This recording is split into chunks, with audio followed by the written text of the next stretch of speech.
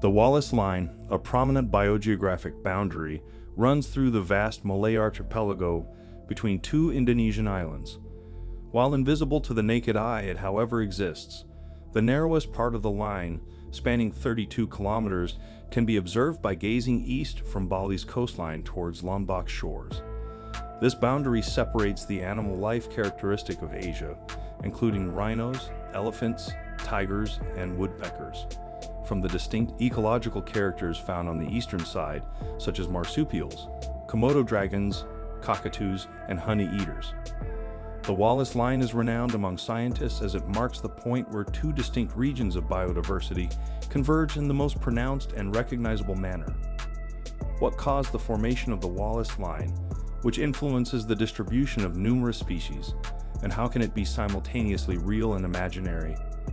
Additionally, how can we determine its path? In 1859, Alfred Russel Wallace, a British naturalist and co-discoverer of natural selection, first sketched out the Wallace Line. While Wallace's concept of natural selection was overshadowed by Darwin, he had another excellent idea during his 8-year journey through the Malay archipelago, which was the existence of the Wallace Line.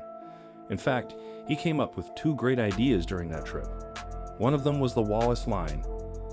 This concept solidified Alfred Russel Wallace's reputation as the father of biogeography, a field dedicated to studying the distribution of living organisms. Throughout his voyage, he collected and observed a vast array of species across the Malay archipelago, hopping from one island to another.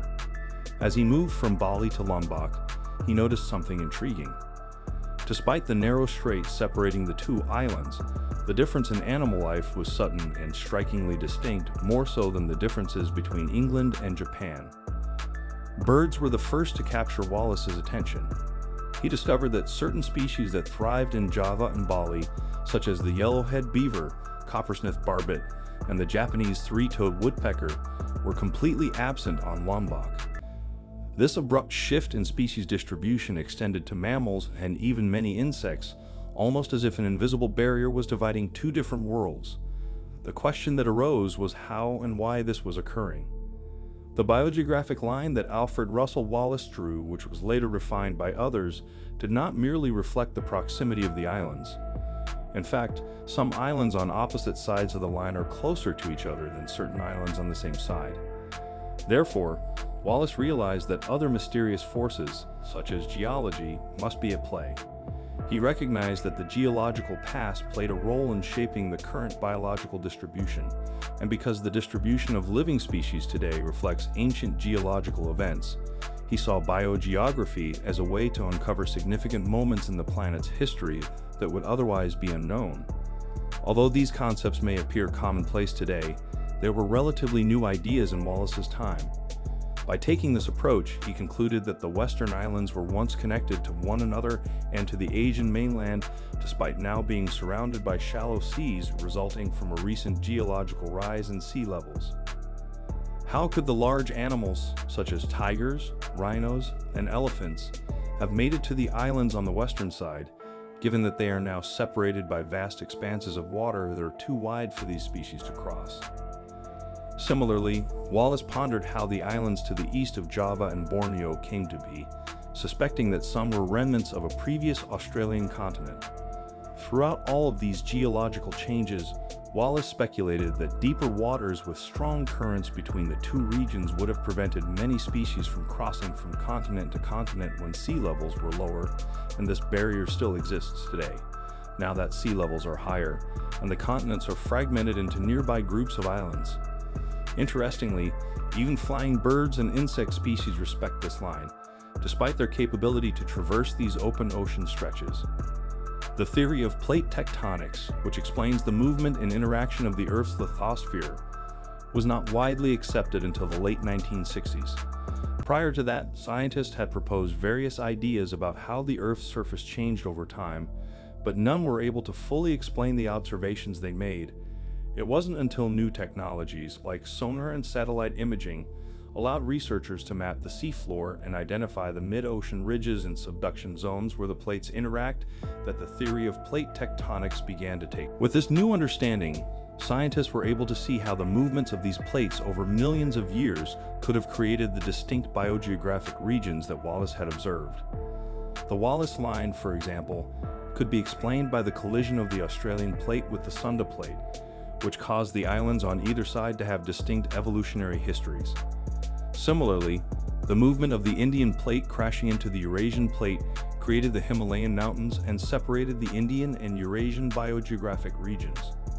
Plate tectonics has become a unifying theory in the study of Earth's history, explaining not only the distribution of living species but also the formation of mountains, the opening and closing of oceans, and even the occurrence of earthquakes and volcanic eruptions. It's amazing to think that this theory, which seems so fundamental to our understanding of the world, was only fully accepted relatively recently in the grand scheme of things.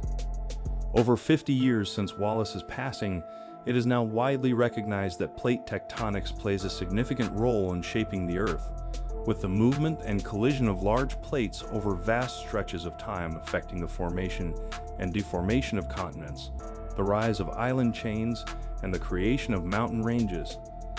Studies have shown that the Malay Archipelago is one of the most intricate tectonic regions in the world, where multiple plates collide and jostle for space, giving rise to numerous volcanoes and frequent seismic activity.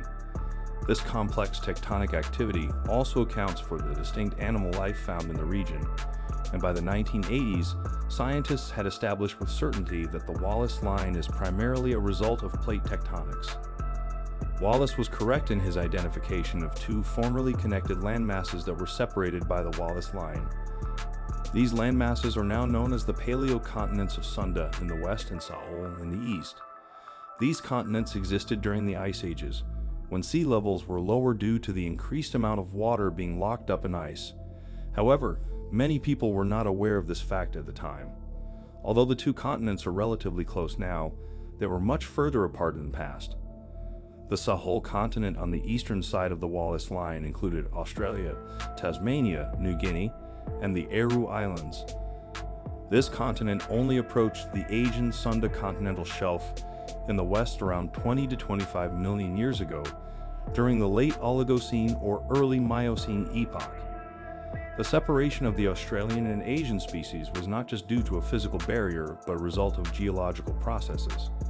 The Australian plates had been gradually moving northwards for millions of years after separating from Antarctica, dragging with them their unique group of birds, reptiles, and marsupials.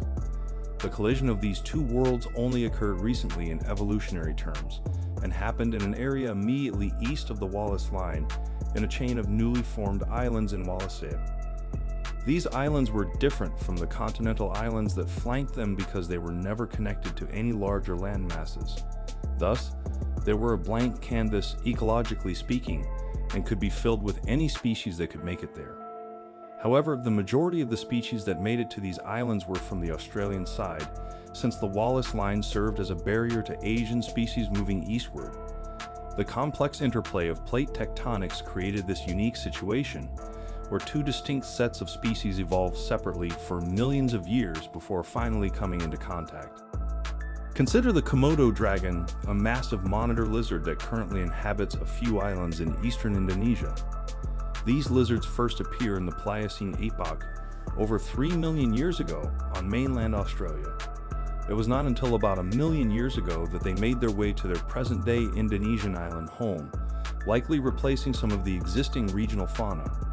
Despite being so close, the deep waters with strong currents that separate the two regions, such as the strait between Lombok and Bali, continue to restrict the movement of many species across the Wallace Line, maintaining the distinct evolutionary histories of each side. This is the cause of the striking contrast that divides the maze of islands first illustrated by Wallace in 1859, which still captivates biogeographers today. Although the Wallace Line has no physical presence, it demonstrates how past geological events can resonate across time, shaping the diversity and distribution of life in peculiar and contrasting ways. While Darwin receives most of the recognition for his work on species origins, Wallace is still regarded as a trailblazer in understanding how species come to inhabit specific locations.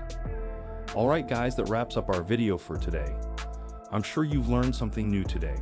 So please do well to support us by giving us a thumbs up and hitting the subscribe button for more.